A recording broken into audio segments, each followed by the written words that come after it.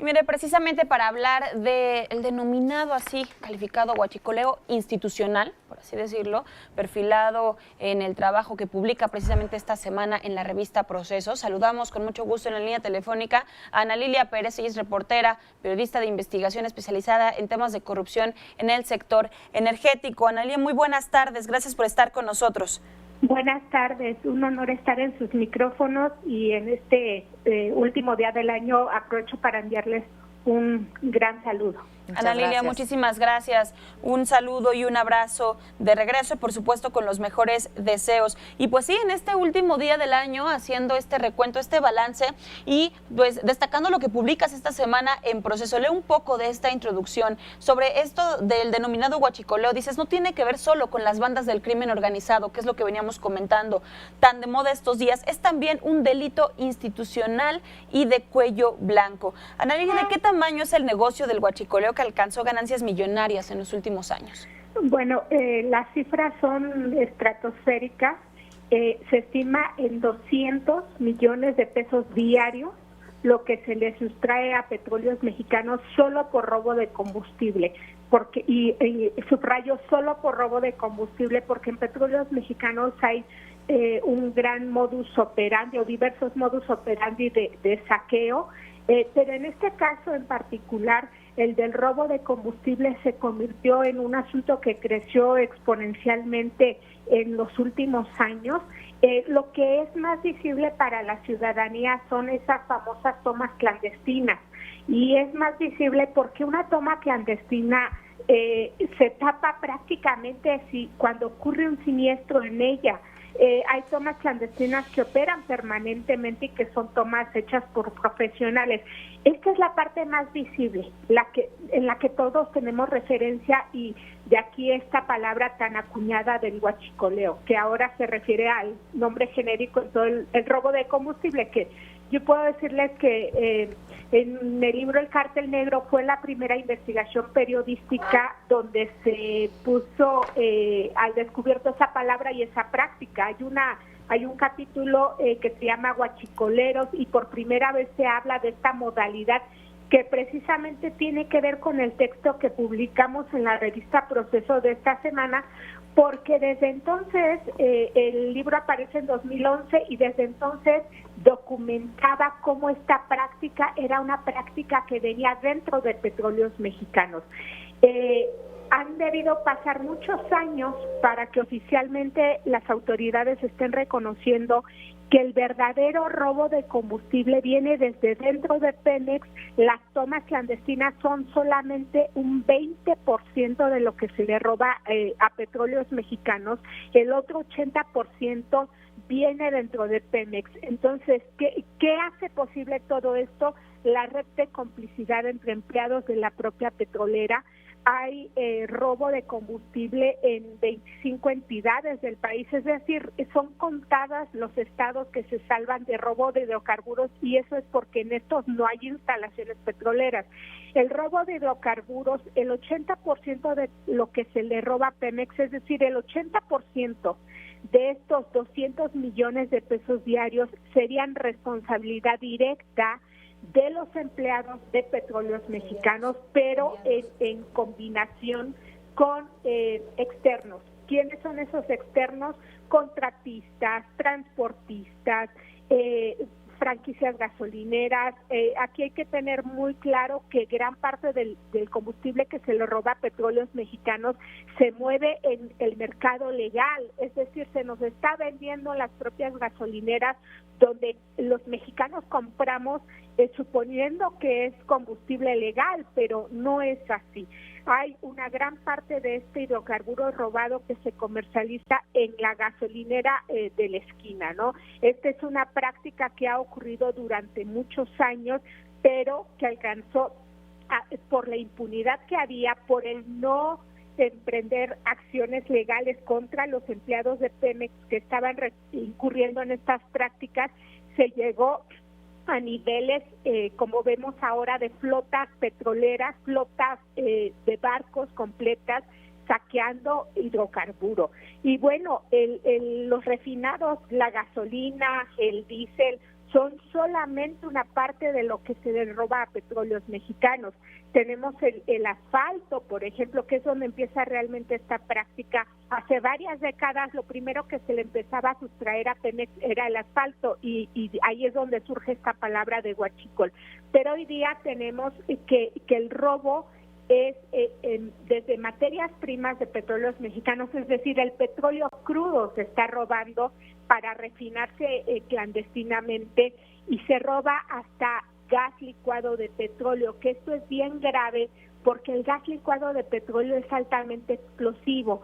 Si ustedes recuerdan y el auditorio recordará, hace poco hubo en Puebla, si mi dato es preciso, si mi memoria no me engaña, hubo en Puebla una explosión de un gasoducto porque ya se estaban robando este gas licuado de petróleo. Tampoco es algo nuevo. En ese libro del Cártel Negro yo documenté cómo se sustraía todo tipo de refinados de combustibles, pero se ha vuelto una actividad más, digamos, descarada, si podemos darle ese calificativo. Hoy en día hay grupos tan organizados que se programa, por ejemplo, de qué hora a qué hora pueden entrar a hacer la ordeña. Yo podría decirles por las revelaciones periodísticas, las investigaciones que he hecho, que en las refinerías hay combinación de los empleados de las refinerías de las terminales marítimas para llamar telefónicamente a los ordeñadores, a los huachicoleros, e indicarles las horas en las que pueden entrar a hacer la carga. Ellos le denominan la carga. Hay una modalidad de toma clandestina que se le llama toma en caliente, que entra alguien a perforar y hay que considerar también que una perforación de un ducto lo hace un especialista, no una persona que no tenga conocimientos en esta industria, sino alguien vinculado a la propia industria petrolera, si no es que directamente un empleado de Pemex. Se hace la toma clandestina, se le llama a los huachicoleros, se les dice que de tal hora a tal hora lleguen con las camionetas y estos famosos desde garrafones o estos ya contenedores enormes que hemos visto que ya traen hasta la jaula para proteger el cargamento, reciben esa llamada, entran a cargar, se les da cierta hora y en esta actividad participan también policías municipales, que son los que permiten que de tal a tal hora no se hagan rondines en la zona y se pueda cargar libremente estos refinados que al final terminan sí en puestos clandestinos, sí a pie de carretera, sí abasteciendo la industria, pero también en las gasolineras, en las más de 12,000 gasolineras en las que cualquier ciudadano termina convirtiéndose en cliente del mercado negro sin saberlo. Claro. Ana Lidia, si bien esta operación y esta red no se puede entender y el saqueo, por supuesto, sin la complicidad tanto al interior como al exterior, ¿qué hay de las responsabilidades? Necesitamos hacer una pausa. ¿Nos permites un momento? Nos platicamos en la línea telefónica con Ana Lilia Pérez. Ella es periodista, autora de los libros Pemex, RIP, Vida y Asesinato de la principal empresa mexicana y Cártel Negro, cómo el crimen organizado se ha apoderado de Pemex, entre otras publicaciones esta semana en la revista Proceso, también abundando sobre este tema del huachicol. Ana Lilia, gracias por permitirnos hacer esta pausa. Gracias a ustedes.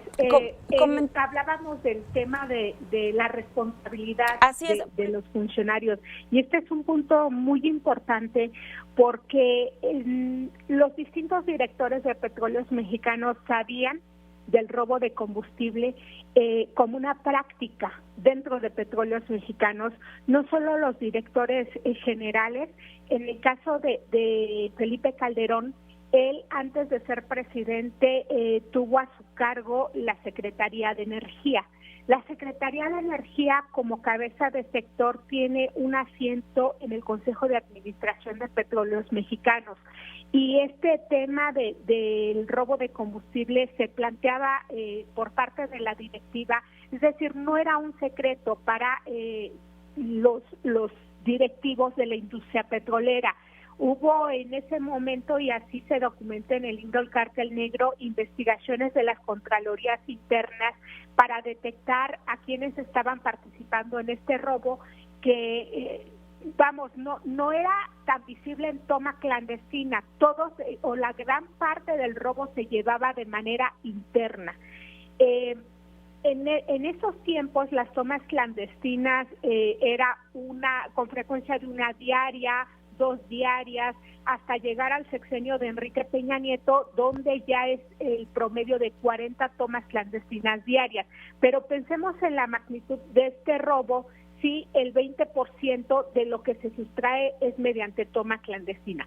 Entonces, quiere decir que el 80% de la maquinaria que opera la ordeña de estos 200 millones de pesos diarios viene desde dentro de las instalaciones petroleras. Y de esto tuvieron conocimiento los distintos directores, que veían además cómo crecía las pérdidas por robo de hidrocarburos. De hecho, el mismo Petróleos Mexicanos hace su cifrado oficial de lo que se está perdiendo mediante toma clandestina, pero hay un punto clave en toda esta mecánica. En las finanzas de Pemex, por muchos años, se manejó las pérdidas como una merma. Incluso cuando había sustracción de cargamentos tremendos en barcos, se manejaba como una merma natural por las condiciones climatológicas incluso. Esto, por supuesto, era falso, claro. Era tan ilegal que hace años contralores internos diseñaban ya esquemas para detectar la participación de los trabajadores en este robo. Hubo un proyecto de auditoría muy importante que se llamó el Proyecto Santa Catarina. Hablamos del sexenio de Vicente Fox, imagínense, y que empezó a tener resultados este proyecto, empezó a identificarse cómo era la mecánica de operación desde que se recibía el petróleo crudo, cómo se registraba contablemente cantidades menores a las que de verdad se recibían para tener ya un margen de lo que se iba a sacar clandestinamente. Sí. Es decir, cuando hablamos de lo clandestino en esta industria petrolera, cuando hablamos de tomas clandestinas, hay que hablarlo entre comillas, porque todo esto se conoce dentro de la industria, es decir, para los petroleros no es algo clandestino, es algo que ocurre todo el tiempo. Sin embargo, es esa omisión que hubo por parte desde los altos directivos la que permitió este saqueo que ha llegado a las cifras tan exorbitantes como las tenemos hoy día. Sobre esto, Ana Línea, que dices, estas omisiones y responsabilidades sí alcanzan a las direcciones de Pemex. Preguntarte, ¿podrían incluso ir más allá? ¿A qué me refiero? A los titulares del Ejecutivo Federal en las diferentes etapas, Enrique Peña Nieto, Felipe Calderón Hinojosa, Vicente Fox, de los que ya estamos hablando, donde dices, ya desde esos tiempos se veían estas omisiones en registrar pues estas anomalías en cuanto a la extracción o pues revisar cómo estaba este proceso del robo de combustible. ¿Puede llegar estas responsabilidades a los titulares del Ejecutivo? Sí, por supuesto. Hay que recordar que en México nuestra ley de responsabilidades de los servidores públicos, que es la ley con la que deben actuar todo servidor público, tiene o considera la responsabilidad de un funcionario por actuación o por omisión. La omisión también es un incumplimiento a esta ley. Pero en este caso hay una omisión también acreditada, porque desde tiempos de Felipe Calderón, por ejemplo, hubo oficio que los propios empleados petroleros le enviaron al presidente, donde le informaban de cómo era esta mecánica de robo de combustible, cómo era esta mecánica que tenía la colaboración de